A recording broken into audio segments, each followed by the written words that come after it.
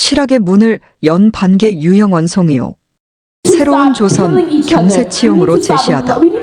전라도 부안에서 20년간 피폐한 농촌 현실 체험하며 반개수록 저술, 토지국방 개혁 등 국가개조론, 설파, 이익정약용 등의 실학으로 만개.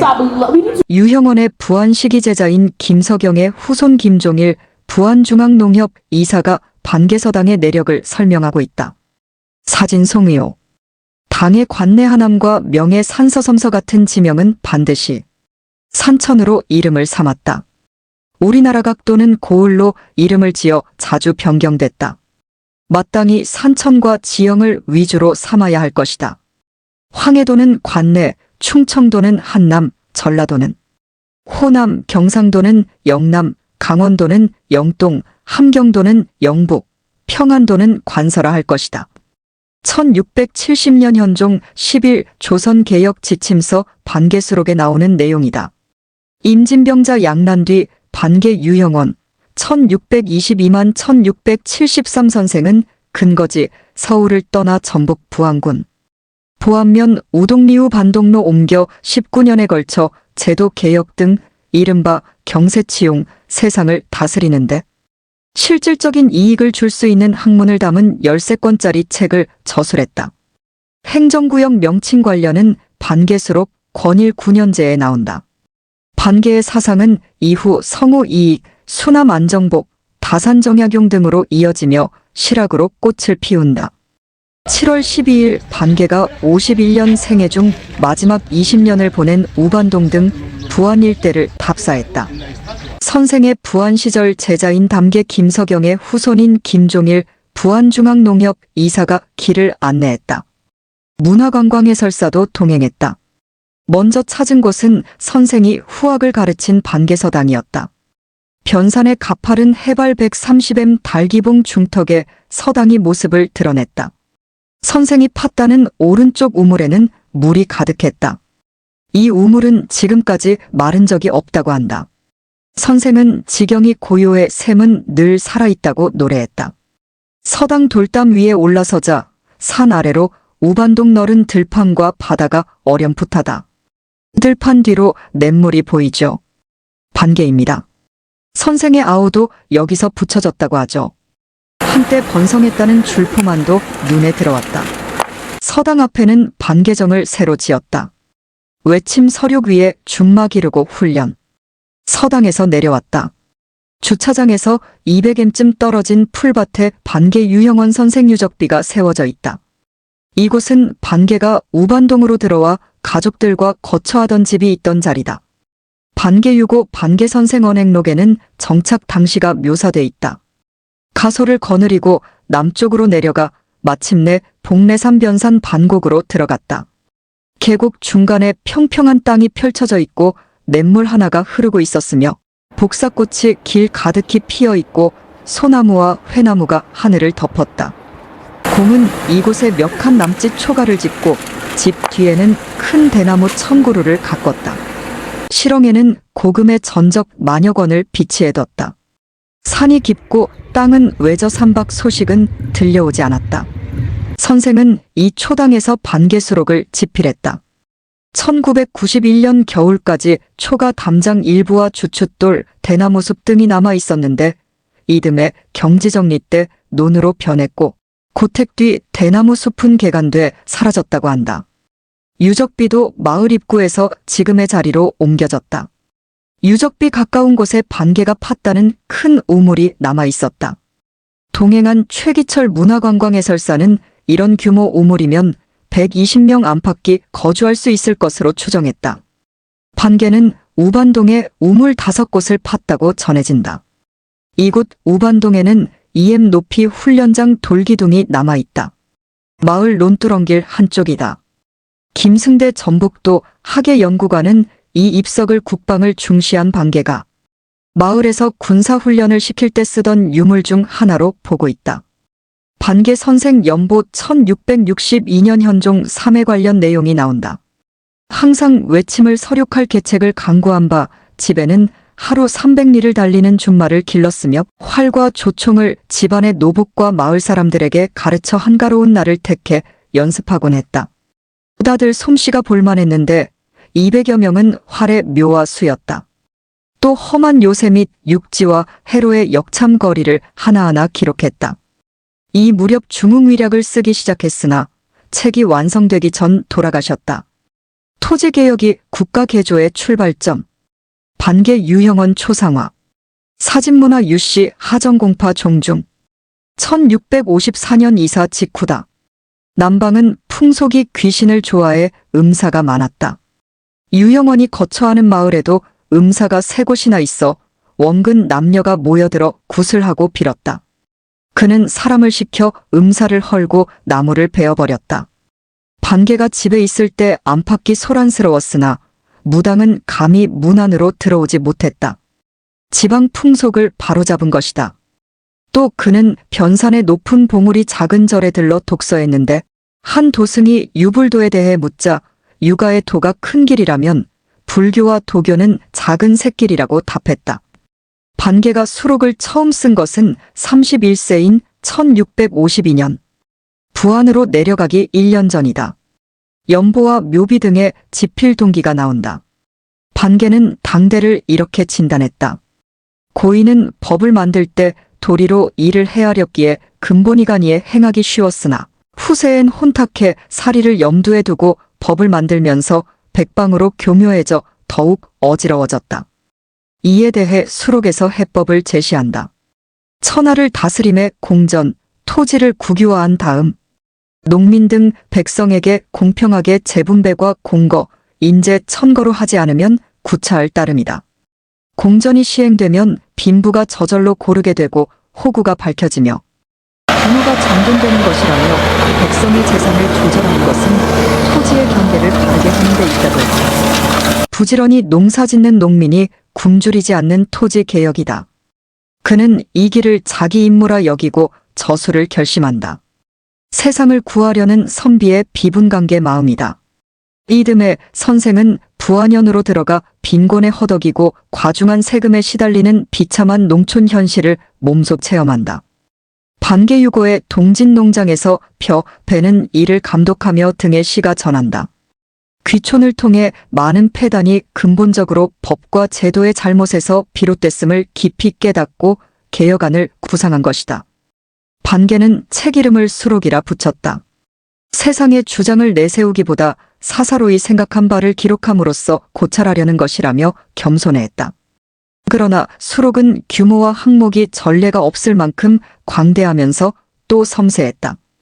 유형원은 부안에서 저술로 밤낮을 잊었다.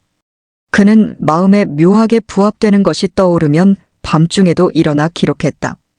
그러나 매일 해가 질 때 그는 오늘도 헛되게 보냈구나. 의리는 무궁한데 세월은 유한하니 옛사람은 무슨 정력으로 저렇게 성취했단 말인가 하며 한계를 느꼈다. 반개는 그렇게 정밀하고 독실했다. 매일 먼동이 트면 깨끗이 씻고 의관을 바로 한 뒤 가묘에 나아갔다. 물러나면 바로 서재에 앉았다. 대나무 살인문은 닫혀 있고 사슴은 낮에도 다녔다. 선생은 그런 것을 돌보고 즐기며 옛사람이 이르기를 고요한 후에 편안할 수 있고 능히 생각할 수 있다고 했으니 그 말이 참 훌륭하다고 했다. 수록은 당명과제로 선생이 가장 정력을 쏟았던 전제, 토지제도를 비롯해 교선, 교육과 고시, 임관, 관리 임명, 직관, 직위와 관 등, 녹제, 봉급, 병제, 군사제도 등 크게 6분야로 나누었다고 최영성은 분석한다. 그리고 분야마다 현행제도의 모순과 불합리성을 지적하고 개혁의 당위성과 대안을 개진했다. 방법은 분야마다 자기 생각을 붙이되 해당 제도의 중국과 우리나라 변천 과정을 고찰함으로써 개혁안이 근거와 타당성이 있음을 입증하려 했다. 또 속편에서는 의례와 풍속 언어 도량 형도로 용거 등을 다루었다. 선생은 사회개혁에 대한 열의와 함께 사람을 사랑하는 마음이 남달랐다. 1655년 효종 6겨울 서울에 갔다가 돌아올 때다. 신창진 인근에 이르렀다. 배 한 척이 사람과 말을 가득 싣고 건너다가 중간쯤에서 부서지며 모두 물에 빠졌다. 선생이 급히 상류의 배 2척을 불러 건져 구하도록 독려했으나 이미 죽은 이가 6명이고 아직 가슴에 온기가 남은 이가 9명이었다. 그는 하인들을 불러 목숨이 붙은 이를 업고 가까운 마을로 들어가 젖은 옷을 벗기고 다른 옷을 입히도록 했다. 죽을 끓여 먹이고 밤새 치료하니 다음 날 모두 살아났다. 반개 배양했던 독림서원엔 터만 남아 유형원이 반개수록을 지필한 전북 부안군 보안면 우동리 집터 인근에 남은 큰 우물. 사진 송의호. 반개수록의 산실 우반동을 나와 북동쪽으로 20를 이동했다. 김종일 이사는 다시 부안군 상서면 가오리 원촌마을 한쪽에 남은 독림서원 자리로 안내했다. 독림서원은 반개 사후 20년 선생을 배양한 유일한 서원이었다. 안내판에는 1694년 숙종 20창건된 서원으로 기록돼 있다. 반개의 제자로 11세에 입문한 김석영도 배양됐다고 한다. 서원터에는 가운데 유어비와 사방 11개 주춧돌이 차례로 놓여 있었다. 독림서원은 1868년 대원군의 서원철폐령으로 회철됐다. 김이사는 유림이 독림서원 복원을 추진 중이라며 서원자리 뒤편 김석영 제시를 설명했다. 유형원은 외가인 서울 정릉동에서 태어났다. 아버지 유흠은 예문관 검려를 지냈으나 1623년 인조 1. 유몽인 옥사에 연좌되어 광해군 보기를 꾀했다는 누명을 쓰고 감옥에서 28세 나이로 죽었다. 연구자들은 반개가 2살에 겪은 이 아픈 역사가 평생 벼슬을 멀리하고 부안 땅에 은거하며 학문에 매진한 중요한 계기가 되었을 것으로 보고 있다. 그래서 반개 집안은 본래 북인이었으나 인조 반정 이후 남인 계열로 흡수된 것으로 추정한다. 유형원은 어려서 외삼촌인 감사 이원진과 고모 부인 판서 김세렴에게서 배웠다. 이원진은 하멜 일행이 표류해 왔을 때 제주 목사를 지냈으며 실학자 성우 이익의 오촌 당숙이기도 하다. 김세렴은 함경도와 평안도 관찰사를 지냈는데 유형원은 당시 관북과 관서를 유람했다. 반개는 그렇게 틈만 나면 전국을 여행하며 나라의 실상을 관찰했다. 유형원은 일찍이 조부의 명으로 감시와 정시에 응시했으나 모두 실패하고 벼슬길을 단념한다. 이후 33세에 진사시에 급제했다. 반개는 학문적 스승으로 미수 허목을 존경했다.